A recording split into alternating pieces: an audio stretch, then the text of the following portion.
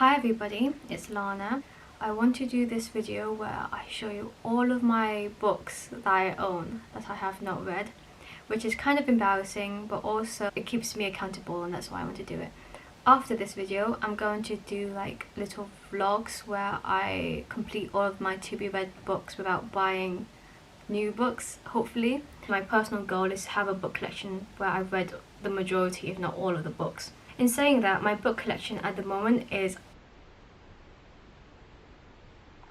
I dare to say 50-50. I've read, no, maybe even more. I've read 25% and there's 75% I have not read. So without further ado, I'll show you the bookshelf where I've read all the books on that shelf, and I'll show you my TBR, which is to be read books. And I'll keep a tally, I don't know where somewhere. If I gain some books through gifts, that can't be helped, and I will treasure them. I know pretty much all the stories to all the books I've got, which I'm pretty proud of. My book collection is kind of all over the house, so I'll show you where we are now. Hello, this is where I was filming. This shelf here is kind of like the manga section.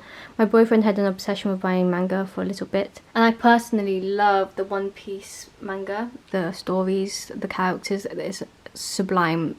Reading One Piece just makes me really happy. It gives me like a warm feeling inside, like just a happy feeling. But I've been really struggling to find certain volumes. As you can see here, I don't have volumes 25, 26, 27, but I have 28, 29, 30. I bought that one preemptively in case I couldn't get hold of it after I read the middle one, which I have not been able to get yet. But I haven't read any of this Guy Pearce arc, and I really need to, I really want to. And I know they have the manga online, but I just want to read it, you know, physically. My eyes hurt after reading manga online. I know I'm such a wimp. Anyways, I wouldn't count any of these towards my to be read books, because if I wanted to, I could read them within 30 minutes, you know. Oh, I read Toilet Bound Hanako-kun, and I was very disappointed because he was not that toilet bound. So this is the first shelf of books. As you can see here, there's the book 2 and 3 of Dune series. I read the first book and I wasn't that impressed with it. I gave it 3 stars, I believe. So I don't feel any want to carry on the series. Maybe my mind will change in the future, we'll see. Okay, moving on to here. This is the book my boyfriend's currently reading, called Earthsea by Ursula K. Le Guin. I'm sorry if I said that wrong. He originally bought this book for me when I asked him to buy me a few books, but I wasn't feeling a high fantasy novel at that time, and he did, so he started reading it. And he kind of spoiled the whole of the first book. There's 4 books in here. The first book for me during conversation. So I'm not sure if I want to read it anytime soon. And it's kind of long. This is the whole point of this to be read challenge thing, because I need to read the books I own. Peter. Okay, moving upwards. This is the book I'm currently reading. Richard Dawkins, The Greatest Show on Earth, Evidence of Evolution. And I'm this much through. And I would say I am enjoying it. But I do think that this would be best read between GCSEs and A-levels. Anyways, so that's that. Covering up my last name. My best friend got me this bookend. Absolutely loved it. She bought this during my plant propagating plant phase, which I'm sadly over. But I still adore this bookend to no end because obviously she got it for me. So this is my immediate to be read list. I'll show you how I choose. This is the books I want to get to as soon as I finish this one. So we have, the lighting's kind of grim over here. Anyways, I'll take these down. Hopefully this won't fall over. So we have The Illustrated Man by Bradbury. I bought this initially when I was motivated to make like actual good booktube content, but I found that booktube was too high maintenance for me. It isn't really high on my priority list. These vlogs would be quite good because they're quite low maintenance, low energy, low creativity. But anyways, I bought this initially for a Spencer Reid video. Spencer Reid is a character on Criminal Minds, which was my first ever and only childhood crush. I wanted to read all the books he read in Criminal Minds. But anyways, they're all quite good classics, they're all well-renowned books. So I don't regret buying these books, I will read them. As you can see, I'm going to, hopefully. In saying all that, I have no clue what this book's about. I read Fahrenheit 451 by the same author and I hated it. Well, I wouldn't say hate. Hopefully though, this will change my mind about the author. The next one is also a book for my Spencer Reid video, which is not going to happen anymore, but it's 1001 Nights by Hanan al-Shaykh. Sorry if I said that wrong. Again, I have no clue what this is about. I just read a mad line from the blurb. King Shahraya vows to marry a virgin every night and kill her in the morning. The lighting might be different because my camera died. But anyways, next is Wuthering Heights by Emily Bronte. This is a classic. I'm sure you've heard about it. And I think it's a love story. Hopefully this will be a good romance book that I will enjoy. Here we have The Picture of Dorian Gray by Oscar Wilde. Again, lots of people are familiar with this story. I've heard it's a really good read as well. I don't want to get too in depth about the books because there's so many to get through, but I really love books where you look into the psyche of the character and why they are who they are. So hopefully this will do that, and I've heard it's really good. And finally on that little shelf is Diary of an Oxygen Thief, and it's anonymously written. And I saw on Bookstagram and TikTok, when I used to have them, the first page, and it really draws you in. It's quite short as well, so I'll probably read this first after I finish The Greatest Show on Earth by Richard Dawkins, because it's short and it's not as dense. Okay, that's all from that mini shelf. So, oh, behind here there are some Brandon Sanderson books that my boyfriend bought. He's going to read them eventually. But if you use Reddit and you go on r/books circle jerk, they always clown on Brandon Sanderson. But I've heard it's good, and my cousin really loves Brandon Sanderson books, so I really want to try to delve into those worlds as well. And apparently the world building is fantastic. They're high fantasy, or I don't know what does high fantasy mean? And just whilst we're in this room, this is all my book journaling stuff. So washi tapes, stickers, this is my book diary, which I won't show too extensively. Maybe I'll show it one day. These are all the books that I own that I have not read. I randomly pick a book from there and then I put it onto that shelf there. I'm going to move on now to the study where the majority of my books live. We are in the study now. It's full of my read books, so books that I've read. I'll give you a quick overview of it.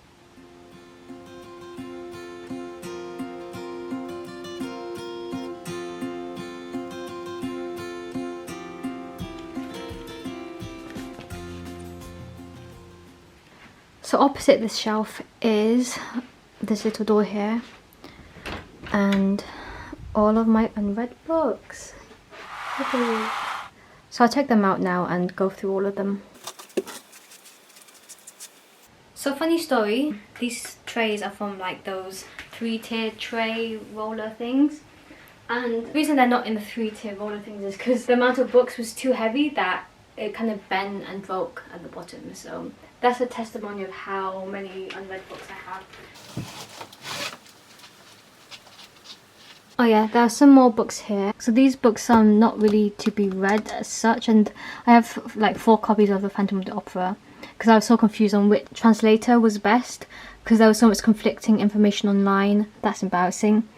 Not to be read, random, that book was trash. And then this is not really too. And then this Game of Thrones series is my boyfriend's, and I have zero interest in reading those books because look how much of an investment they are. And if you're not interested in it, why waste like how many hours of your life that would be on something you know you won't really enjoy that much. Sorry, George R.R. Martin. But maybe that would change, but for now I'm not including that on my to be read. We're going back on the floor as I go through these to be read books. Here's a nice overview. But it's my whole body weight to pull that one. They're not organised in any manner or any stretch of the imagination. I hope the lighting's okay. I haven't invested in any like lighting equipment. I'm not trying to get high quality production out here. So anyway, so let's start. These 4 books I bought recently. I dare to say 2 weeks ago, but we got it from HMV. Everyone I've spoken to has no clue on how it's still running. It's primarily for CDs, DVDs, that kind of stuff.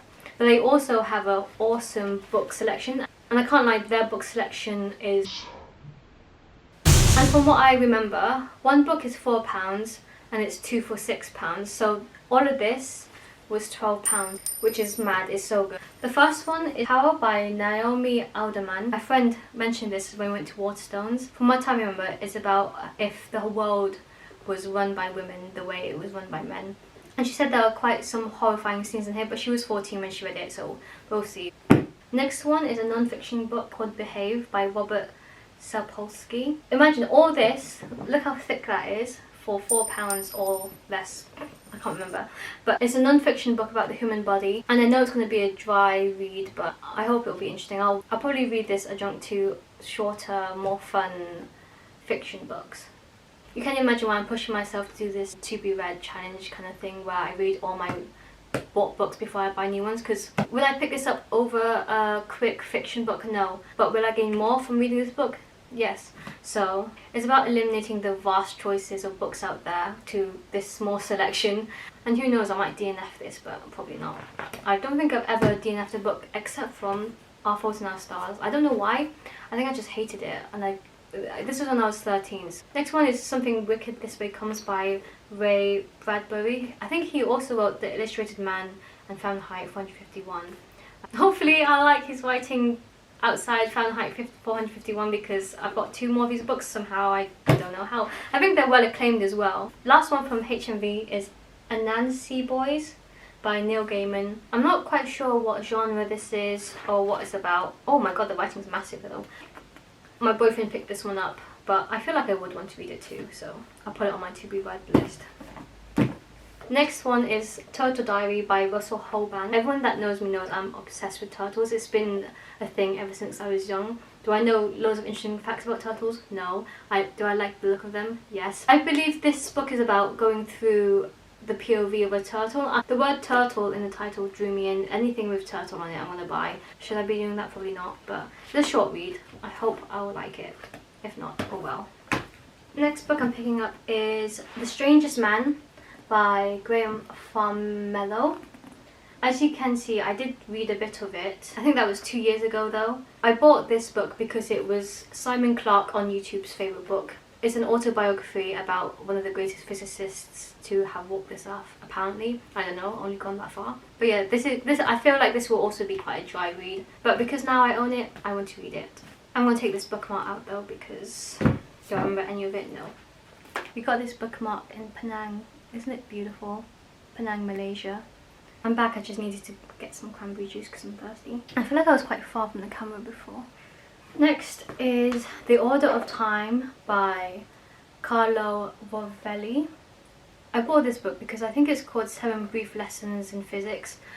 He wrote that book, and I found his explanations really easy and really interesting. It's one of my favourite books of all time. Even though the lessons are brief, it really is really intriguing. I do recommend it. So I want to get around to reading The Order of Time at some point because I will enjoy it.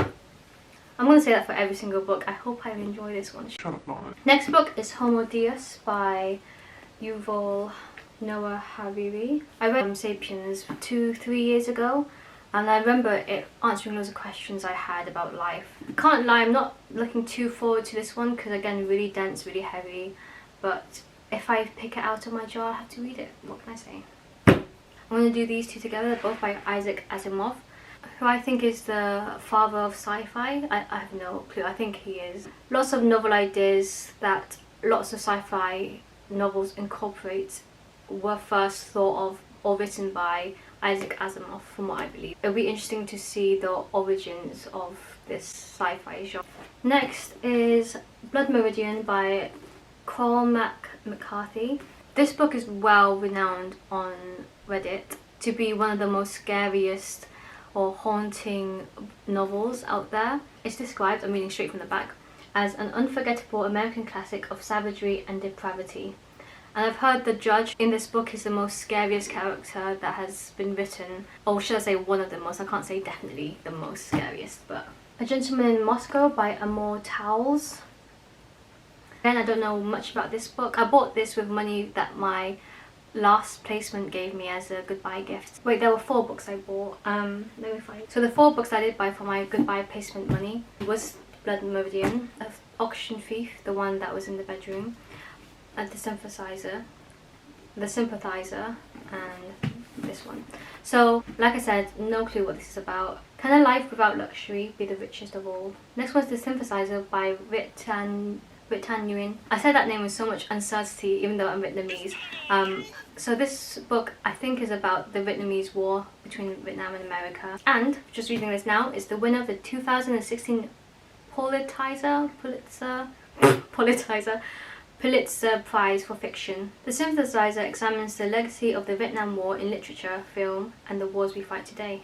Next is Why Does E Equals MC Squared by Brian Cox and Jeff Forshaw. My boyfriend bought this book for me like 4 years ago, and during that time I was really heavily interested in physics. I couldn't say I was good at it, but I was interested in it.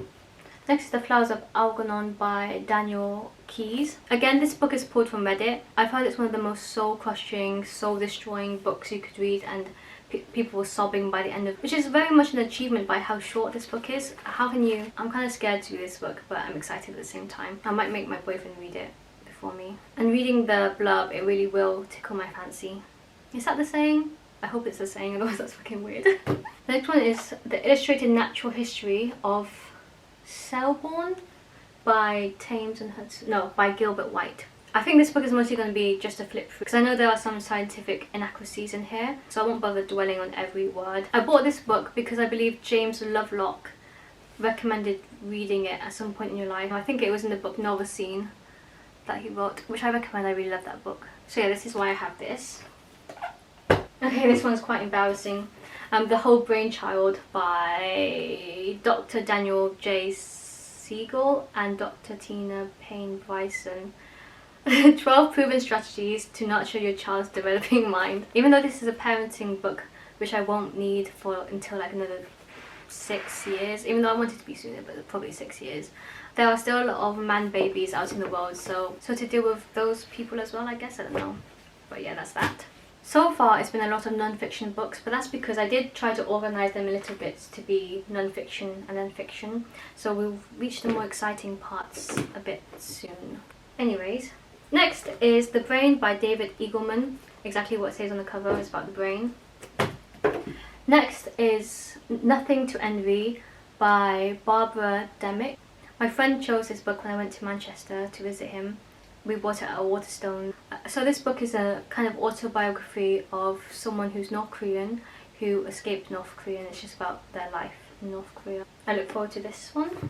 Next is Thinking in Numbers by Daniel Tammet.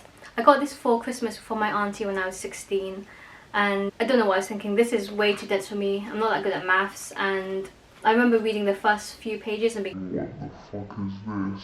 Hopefully now that I'm older, I'll be able to appreciate the beauty of mathematics given by this book, but no promises there. Next is We Belong to Gaia by James Lovelock. Ever since I saw the interview on Tom Scott's video about I promise this video is not boring, I think, and it's about microwaves. And this author, James Lovelock, is one of the most brilliant minds of this whole century. He's an inventor, a scientist, and he's now 101, I think. Like I said, I read his book, Novel Scene, and I really loved it. His theory, Gaia, was briefly touched upon in Novel Scene, but never really deeply explored. So hopefully this will go through. I think I have another book about Gaia. Let me find it now so I can do it. Found it. So yeah, so we have Gaia and then We Belong to Gaia. These books explore the theory that Gaia is a self-sustaining, self-modulating, what am I looking for? Self-regulating system that sustains all life from the surface rocks and oceans to the atmosphere and humanity. So yes, I really do want to read these at some point. I'm going to put these behind me. Oh, oopsies.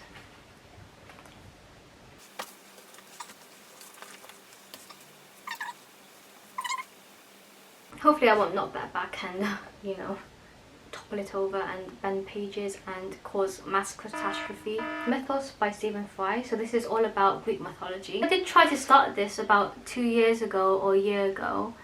I think I was emphasising too much on remembering the name, who they're the god of or goddess of, where it just got scrambled. Next time I tackle this book, I won't bear no mind to memorising all the names, and hopefully then I'll be able to enjoy this book. I've just noticed my posture is god awful, but what can you do? Next is Unlocking the Universe by Stephen and Lucy Hawkins. Again, this is so embarrassing. I bought this book for my kids because I think it's aimed more towards children, and it's really well illustrated and gives really good explanations into physics and the sort. And I think I'd enjoy reading it myself, to be honest. I don't think it'll take too long either, and I do enjoy this kind of content because I'm a loser. Anyways, Next is again embarrassing for me. It's called Deep Down Things, The Breathtaking Beauty of Particle Physics by Bruce Schumann. I somehow instilled into my brain that I would want to study particle physics as a side thing besides my course, which is completely unrealistic, and I don't think I have the capacity anymore to be able to understand anything in this book. But I saw reviews saying it's well written, easily understandable, but then again, do I want to come home from work and study? I think it's worth a shot putting on my TBR, and I can try it. If I don't get through it, I tried, you know. And I think this was quite expensive, 30 quid. Next one is Sapiens by Yuval Noah Harari, like the Homo Deus, the author of Homo Deus and Sapiens. It's an illustrated version, illustrated graphic novel. Look how cool the art is. Beautiful. It's something I do want to read to remind myself of the lessons from Sapiens at some point in my life. So. Next is Biosphere by Frank Ryan. I bought this in Waterstones in London when my cousin came to visit. It was displayed near the tills, and I was buying my cousin a book about London because he was visiting from America. Since I have it, it'll be worth reading. Otherwise, what's the point in having it? Maybe I learned something that I didn't know, and it might be relevant to my work, but we'll see. Next is Cersei by Madeline Miller. This is my boyfriend's sister copy that she gave to us. We listened to half of the audiobook of this, and then we got busy, so we just stopped. I listened to the audiobook a good year ago, but I still remember what's going on. But I remember nothing much going on. Like, things are going on, but not much. It's been as currently reading on my story graph for a good... Let me find out. I started listening to it 20th of March 2021. It was COVID isolating time. We tried to listen to audiobooks while we played Stardew Valley to feel somewhat productive, and we played Stardew Valley 24/7. I think the reason why we stopped listening is because isolation stopped, and then we never found the time to listen to it together after that. Anyways, that's Cersei by Madeline Miller. I'll get through this if it's picked. The next book I have 2 copies of, accidentally. I didn't realise I had a copy already, and then, yeah, oops. So Thoughts in Solitude by Thomas Martin. I bought this book for the Spencer Reid video. So reading from the back, this book addresses the eloquence and insight, the pleasure of a solitary life, as well as the necessity for quiet reflection in an age when so little is private. He writes, when men are merely submerged in a mass of impersonal human beings pushed around by automatic forces, they lose their true humanity, their integrity, their ability to love, their capacity for self-determination. When society is made up of men who know no interior solitude, it can no longer be held together by love, and consequently it is held together by a violent and abusive authority. But when men are violently deprived of the solitude and freedom which are their due, the society in which they live becomes putrid. It festers with servility, resentment, and hate. This was written in 1956. I got somewhat entranced in reading that blurb, so I have high hopes for you, Thomas Merton, the Trappist monk. Next is The Alchemist by Paulo Coelho. And I'm quite conflicted about this book. I haven't read it yet, obviously, because it's in my to-be-read list. But again, from Reddit, it sounds to be pseudo-deep and a disappointing read with the hype surrounding this book. But I can't say until I make the judgment myself. So that's all I have to say about that. I'm just going to take the rest of these out. And just go there. Next book is Synchronicity by C.J. Jung. This was another book for the Spencer Reid video. Even though it's short, I think it's going to be really hard to get through because I feel like it's one of those books where each word is put down with intention. Each sentence with all of these intentional words will take a while for me to wrap my brain around. For example, in the blurb it says, this revolutionary concept of synchronicity both challenges and complements the physicist's classical view of causality. What the fuck does that mean? So yeah, this will be a struggle, but hopefully I'll come out with it with more insight into what the fuck that meant. So being a human is about challenging yourself to be better. Next, look how beautiful this cover is. This is probably my favourite cover of all the books I own. It's Inferno by Dante. Inferno is a very popular concept. So there's like the 7 rings of hell, I think, or the levels of hell. I don't think it's 7, I don't know why I'm saying 7. But this book is about going through all of these levels and seeing what's there. These next few books were all bought for the intention of the Spencer Reid video, and I don't know much about any of these, but I still want to read it since I own it now. So, A Study of Scarlet by... I have no fucking clue. Oh, Conan Doyle. It says it there. Don't know much about it. The Arthurian Legends. It was selected and written by Richard Barber. If you watch Merlin from BBC, those are based around the Arthurian Legends. So, the more you know, you know. It's another Thomas Martin book. It's Conjectures by Guilty Bystander. Again, don't know much about it. Finally, A Sign of Four by Arthur Conan Doyle. Wait! I think Arthur Conan Doyle is the author of Sherlock. He is the author of Sherlock. Oh my god, I'm so fucking thick. These were first released in magazines, and this is the first Sherlock Holmes novel, and this is the second Sherlock Holmes novel. Idiot. Now I'm interested in reading them, not so random anymore. Makes sense. Okay, cool. But that's pretty cool, right? First tray completed. Okay, moving on to this tray. I think all of these books are fiction books, and there seems to be less than there were in the other one. We can hope. So the first book is Animal Farm by George Orwell. I read this during secondary school, and I can't remember much about it, to be honest, even though every English lesson was about analysing each sentence. The curtains were blue because he was sad, kind of thing. So yeah. Moonfleet by Faulkner. Don't know anything about this book. I can't remember when I bought it. All I know is the reason why I bought it is because of the cover. And from the cover, I'm guessing it's to do with the sea and ships and maybe pirates. I'm going to do all these three because they're all part of a series. You can tell I got them second hand because of the annoying ass stickers. These were for my Spencer Reid video, and I think they're based around the Arthurian legends as well. So if I pick up one of these books from my to be read bowl, I think I'm going to read the Arthurian legends first, just so I have more context for these. I didn't realise I would be well versed in the Arthurian legends, but hopefully it'll be worth it. Okay, next. Solaris by Stanislaw Lem, and apparently it's a cult classic. Again, this was for my Spencer Reid video. The list for the Spencer Reid video was like 30 something books, but like I said, they're all classics, they're all well renowned. I don't regret buying them. Next is Steppenwolf by Hermann Hesse. I bought this book because I thought the cover looked cool, and that's the only reason.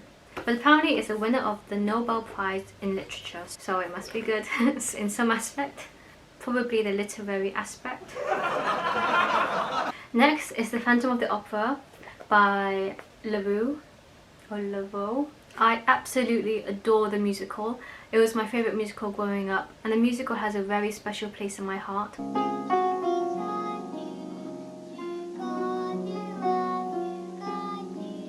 So obviously I wanted to read the novel that the musical is based on. Look, I even have a poster.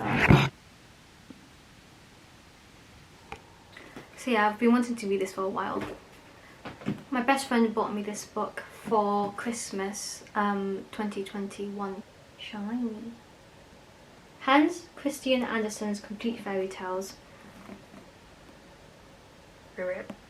This man wrote a lot of fairy tales. The Parliament of Fowls by Geoffrey Chaucer. This is again Spencer Reid video. I tried reading this once, but what the fuck. So when I'm in the mood to be confused and want to watch loads of videos or search up what it meant, I will do that. But apparently this book is the first reference that Valentine's Day is a special day for lovers.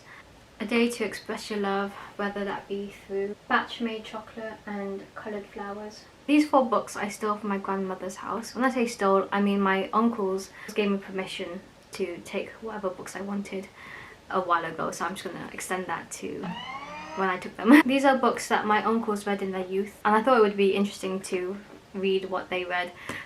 So first is Cocaine Night by J.G. Ballard, and I'm gonna guess it's about cocaine nights. Next is Ladies' Man by Richard Price. I think we're seeing a theme in these books. A Thief of Time by Tony Hillerman. Interestingly, there's no price on the back, it just says not for resale. So I hope my uncles didn't steal this, otherwise illegal. And then finally, I just took this book because it was pretty, to be honest. It's Reader's Digest, condensed books of those books. Look how pretty. To be honest, I have no interest in any of these books, but if I pick it, I pick it. You never know, there might be gold. Food for thought. Next book is Slaughterhouse 5 by Vonnegut. I believe it's one of the best books about anti-war. It's one of the world's great anti-war books, basically what I said. And it's quite short, not much else to say about it. Next is The Grapes of Wrath by John Steinbeck. Look how pretty that cover is, it's beautiful, isn't it? My favourite book of all time is East of Eden by John Steinbeck. Not because I've read it, I read it way before I had read it. I read East of Eden about 2 years ago and I want to read more of John Steinbeck's work. Apparently this is also really good. Next is also by Kurt Vonnegut. When I say also, I mean 2 books ago. This is Mother Night. Next is probably the most intimidating to be read book in this whole pile, which is One Piece by Leo Tolstoy. About a present for my 22nd. From Christoph and Paras, shout out, thank you for this. It will definitely be one of my biggest accomplishments in my life if I finish this, and the writing's fucking tiny as well, so I probably should have read this in my month off that I just had before I start work, but it's too late for regrets now. I look forward to reading this. The Once and Future King by T.H. White. Again, I think this is about Arthurian legends, like, or based around the Arthurian legend. Yep. And it's also a pretty thick boy one day. If I don't buy more books, then I will have to read, you know, the chonkers. So this will be good for me, I think. Next one is Out by Carino. And I have no clue what this is about. I bought it because of the cover. Isn't that cover beautiful? But as you can see, it's a Japanese classic. My camera died again. There's 6 books left, I think, so let's get them. Oh, and then with, oh, please don't fall. You're balanced very precariously on my desk, like tilted downward. Lolita by Vladimir Nabokov. This is a story about an unreliable narrator who's basically a paedophile, and that's all I have to say about that. I think it is one of those classics you need to read. It's supposed to make you feel sick and disturbed. In Cold Blood by Truman Capote. I have no clue what this is about, but I'm guessing about killers or crime and the people who do them, I think. I'm just purely guessing here. Next is Child 44 by Tom Rob Smith. I got this from my second-hand shopping and it was £1. We were in Waterstones and I did look at it and I was like, that looks alright. It was $8.99 in Waterstones. And then we went to the second-hand bookshop. This was for my 23rd birthday. And I was like, oh, I saw this in Waterstones and it's here, it's £1, I might as well get it. It was nominated for 17 international awards and inspired by real-life investigation. Child 44 is a relentless story of love, hope and bravery in a totalitarian world.